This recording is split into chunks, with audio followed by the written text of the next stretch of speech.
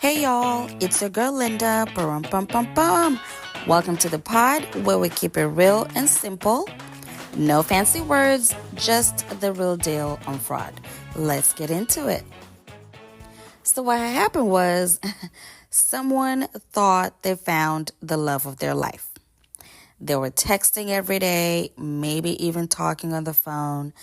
Then, out of nowhere, the sweet talk turned into requests, money for this, money for that.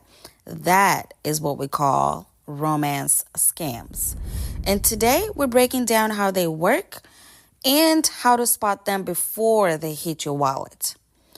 Romance scams are real, and they're more common than people want to admit. It's not always some stranger sliding into your DMs with a bad pickup line. Sometimes it's someone who puts in the time, gains your trust, makes you feel like, hey, this is something real. And before you know it, you're sending money.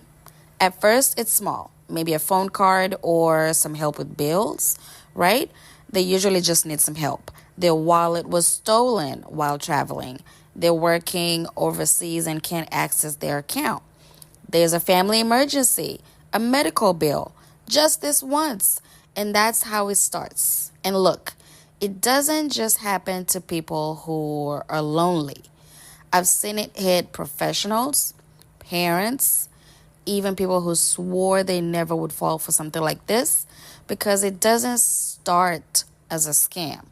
It starts as a connection. These scammers, they know exactly how to keep that going just long enough to get what they want.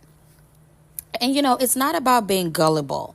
It's about being human. That's what makes it so dangerous. It's easy to judge when you're on the outside looking in. But when you're the one being love bombed, being told everything you've been wanting to hear, it hits different. You're emotionally invested. You want to believe them. And scammers know that. They lean into it. A lot of people don't want to tell anyone it's happening. It feels embarrassing, understandably so. Or maybe their friends already warned them and they didn't listen.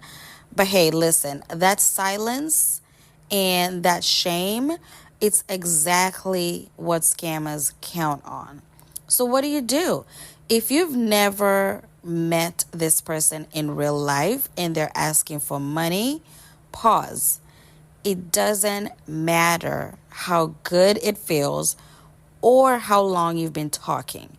Love should never come with wire instructions.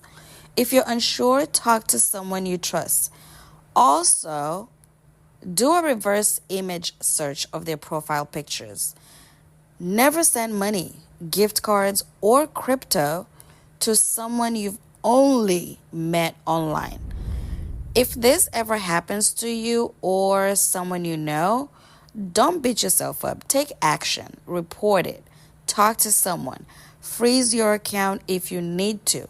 You're not the first and you're not going to be the last. But knowing what to look for, now that part can save you. Romance scams are painful. They're emotional. They can be expensive.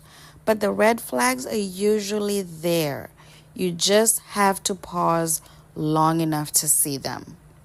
Now, as we wrap up season 1, I want to say a huge thank you for tuning in. Season 2 is already in the works, and I cannot wait to talk more fraud and scams real soon. That's it for now. Thanks for listening to the Fraud Report Pod. If this has helped you or someone you know, follow the pod and share it around. Until next time, bye.